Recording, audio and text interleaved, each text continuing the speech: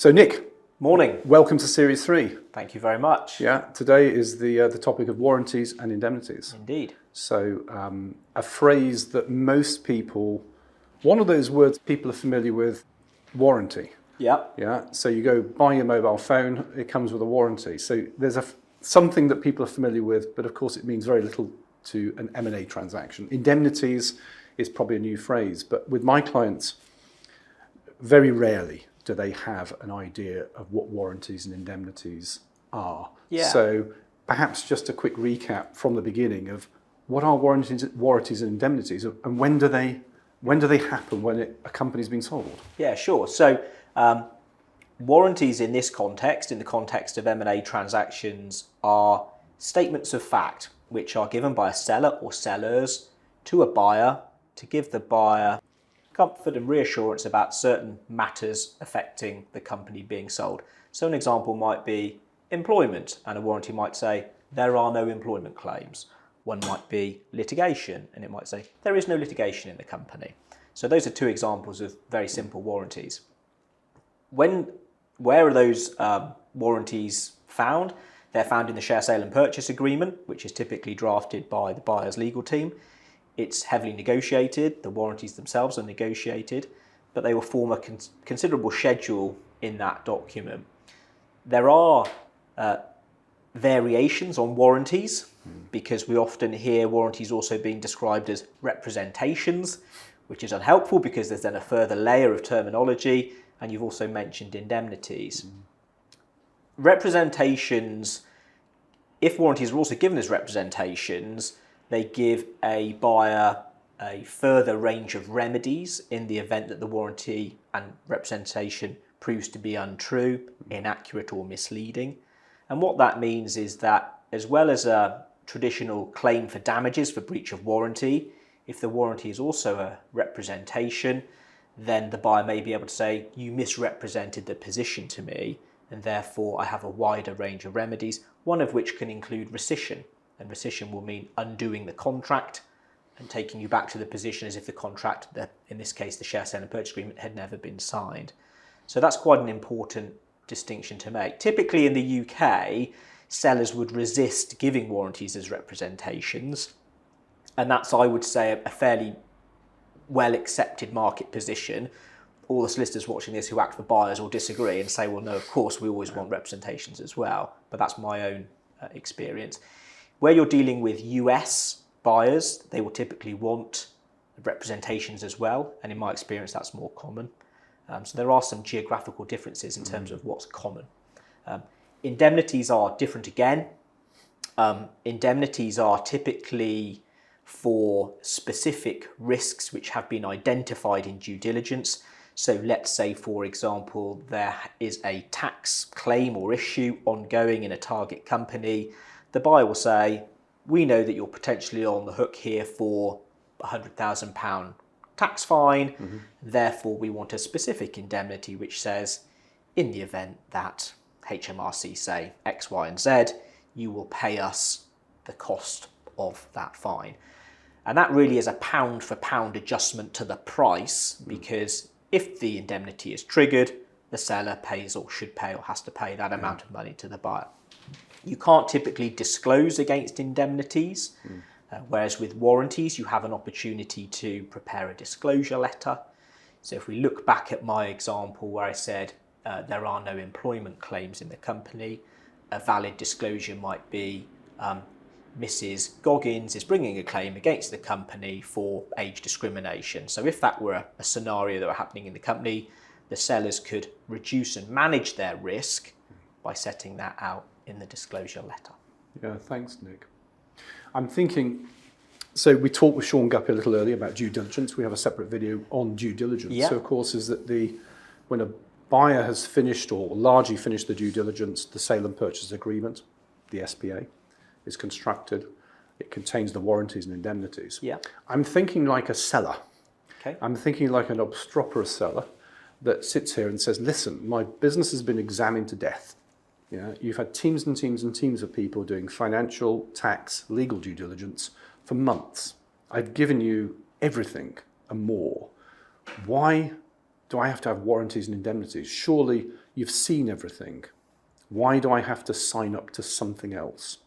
Well, I suppose the buyer's argument is you've shown us what you've shown us, we don't know what you haven't shown us. So the warranties are a layer of protection for the buyer, such to encourage, I suppose, the seller to be full and frank in the disclosure process. If a seller is not full and frank and they sign up to certain warranties, they are taking on more risk as a seller than would be sensible for them to do. So the warranties are there as those statements of fact to the buyer to induce the buyer to enter into the contract in reliance on what the warranties say. So yes, you have due diligence, and that's one step in the process in terms of flushing out information, allowing the buyer to undertake a full analysis of that information. A well-constructed SPA should follow the due diligence in that the warranties, and more specifically the indemnities, should be designed depending on what the due diligence has said. If the due diligence has gone swimmingly and it's a squeaky clean, shiny company, there may not be any indemnities and the warranties may be more proportionate. If a buyer says, we haven't been able to get the information from you that we've asked, we don't really know what's going on with A, B and C, we want all the warranties under the sun and we want specific indemnities in respect of A, B, C, D and E. And you might see there's some fairly typical indemnities that come up quite often. There are often indemnities around calculation of holiday pay because a target business may not have done that in a certain way, which the revenue are now hot on. We are seeing indemnities more regularly for companies that do a lot of R&D claims because HMRC are having a real focus on R&D claims at the moment. If we've got a company which had some enormous CGRS or furlough claims years ago and the buyer thinks there's a vulnerability in respect of some of those claims, you might see an indemnity in respect of that. That's probably falling away now as we're moving quite far on from furlough, but certainly post-pandemic that was very topical. Yeah. So I think from my side, a layman's perspective, a warranty is a statement of fact about the business. Yep. And if downstream the buyer acquires the company and finds out the statement of fact is incorrect, it has to basically go to court, I think, to actually challenge whether it was right or wrong. In other words, if it wants to make a claim to saying, you said this was a fact, it turns out to be untrue, then it has to have some legal remedy, as it were, to go and basically potentially recover its monies, whereas an indemnity is simply a pound for pound, there's an immediate compensation for a known issue if it crops up. Have I understood that correctly? You have, yeah. The indemnity is an immediate obligation on the seller to make good that loss. If it's crystallised, the loss, and it can be evidence that it's crystallised, then the indemnity will require the seller to pay that amount. The seller can, of course, resist that, and there may be some litigation or mediation or whatever else, depending on the sums involved, but that is the mechanism that you've described. For warranties, what the SPA will typically say is, in the main body of the agreement, the warranties are true, accurate, not misleading, as at the date of this agreement. So if a buyer can subsequently prove that the warranty was untrue, inaccurate or misleading, they may have the basis for a claim. A well-constructed share sale and purchase agreement will contain some limitations on liabilities for sellers, and that is to say that certain claims, we call them de minimis. Let's say a claim is, I don't know, there's been a breach of warranty and the loss is £50. On a transaction at £10 million, a seller is going to say, come on, you've got to take that on the chin, it's not material. As well as the de minimis threshold, we have what we call a basket threshold, and that's that you have to have so many claims which are qualifying for de minimis, get into the basket, tip the basket over before you can bring those claims. There are lots of other limitations. A buyer shouldn't be able to have double recovery. If they've already recovered under an indemnity, they can't also recover under a warranty. They shouldn't be able to recover for anything that's detailed in the accounts, anything which is detailed in the management accounts, anything in the disclosure letter, changes of law and so on. So there's lots of limitations available and these are negotiated, but a seller is trying to achieve as many of those as possible. But in terms of if a buyer brings that claim, it's not sort of bring the claim and off into court. It's particularise the claim, set it out, send it to the sellers. The sellers will look at it and they may say, yeah, actually, you've got us bang to rights there, and we'll sort of send you the check. More likely, I suspect, is the seller would challenge it and say, well, actually, you've either misunderstood that, or there's some other reason, or actually, we did tell you that, it was disclosed. And so you will have some negotiation on the claim. That may develop into some mediation if the parties don't agree, and there may be a mechanism for that in the share sale and purchase agreement. If you go through that process and ultimately people can't agree the time of day, then it's going to reach a point where the buyer is going to issue the claim at the court, and at that point you're into the court process and the outcome will be the outcome. So hopefully it doesn't happen. We'll come to how often this happens. Sure. But we'll just park that question for a second, and I'm thinking a little bit about what a seller can do up front. So, I mean, I'm not saying I win this argument all the time, because I don't. But my advice to anybody selling a company is to have a professional appraisal, either a vendor due diligence or a form of due diligence, especially on the legal side and tax, on the company before you go to market. Because of course, what we're talking about is, if that isn't done, issues come up in due diligence and there's warranties and indemnities. That's there to protect the buyer about all those issues that bubble up during due diligence, right? Mm-hmm. So the more that can be done upstream by a seller to mitigate that, fix it, put it right, the more chances are is that those warranties and indemnities soften or disappear. And that seems like a sensible approach. Now, I don't win the argument often because, sellers don't see the value at that moment in time. And I think it's, I'm always fascinated by the psychological change that happens taking a seller through the sale process. Because by the time we're finished, I can say, 100 times at the beginning, saying you need to spend some money, do this up front. It usually hits a brick wall. At the end of the process, normally the penny drops and the seller says, gosh, now I understand. Yeah. And sometimes, and I think maybe doing these videos might be helpful to saying, actually spending a modest amount of money up front, is probably a very wise investment. Because, ultimately a seller's got to sleep, right? You sell a company for 20 million, and suddenly you've signed a 150-page SPA to sell your business, and in it are hundreds, possibly. There will be hundreds of warranties, yeah. Hundreds of warranties and indemnities. The seller wants to go off and buy the Sunseeker yacht. Terrible promotion for Sunseeker there, but they are local. And enjoy their monies, and not have to worry that the buyer is going to come and basically make a claim, right? Yeah, absolutely. Everything that you say there is right. And like you, we encourage clients who are considering an exit 1, 2, 3 years down the line to start looking at the sort of questions that would be asked in due diligence now. I met a new client yesterday who wants to sell his business. I've given him a due diligence questionnaire, a sample one, and said, these are the sort of questions any prudent buyer is going to ask you. So go away and read it and think, can you answer those questions? And if you can't, we need to rectify that now before you get into the process. And it's things like statutory books and records. It's things like employment contracts. Are they up to date? A big one these days is GDPR and data protection. Is your business compliant, how it handles personal data? You've got key contracts with customers. Have they expired? Do you have any contractual right to continue supplying that customer? If not, what's the buyer going to think about that? What about your intellectual property? Has that expired? Do you even have protection over your name? Who owns your website? Does the website designer own it? So there's a long list of things which any prudent buyer will identify.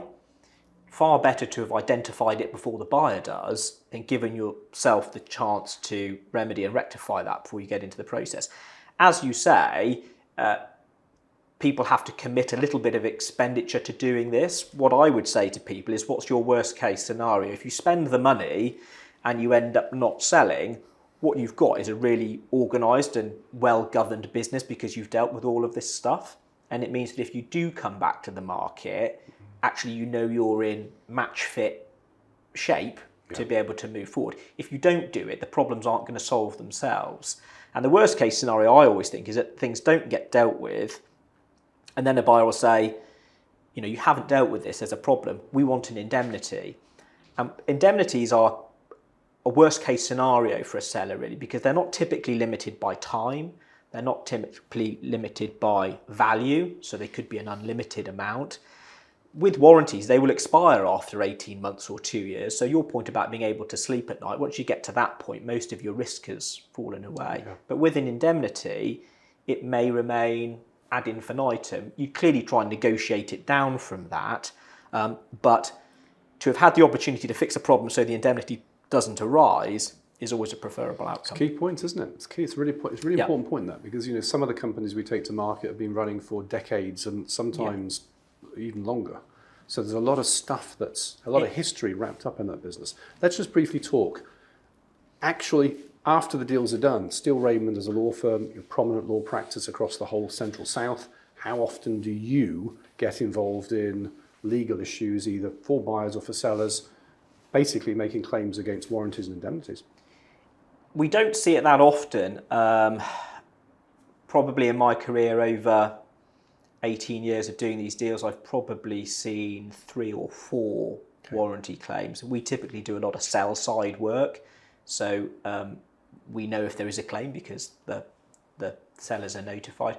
What's been really interesting in recent years is lots of the warranty and indemnity insurance companies now release data about the areas in which claims arise. And the data is that more often than not, warranty claims are under accounts warranties. And that's often because a buyer is misunderstood certain accounting standards or policies or accounting standards that are used, or the accounting warranties go much further than the seller has a full appreciation for. It's really important to get the proper advice on those accounting warranties from your accountant, from your lawyer, and from your tax advisor as well. So that's one key area in which claims can arise. The other one is material contracts. I mentioned that a moment ago. If a buyer is buying your business in the belief that they can continue supplying your customers for 5 years and adding to the price every year, and actually there's a problem in that contract, somebody hasn't spotted a change of control provision, for example, and that customer disappears the day after completion, the buyer is quite understandably going to be a bit miffed about that. If you have warranted the position that all material contracts are valid for a minimum of 3 years, you can see where the claim arises. And in that case, it's fairly easy for the buyer to quantify their loss, because they would say, well, actually under that contract, if you retain the customer, it's X, Y, Z per year, and there's our claim. So those are 2 key areas which the data coming out of W&I insurance tells us, claims do arise. Yeah, and that's a good point. I mean, from my side, you talk about warranty, indemnity insurance. Yeah. We don't see it. I have not seen it in the 15 years we've been doing this type of business. A client wanting to pay the kind of premiums that are required to insure themselves against the risk of a claim against the warranty and indemnities within the SPA.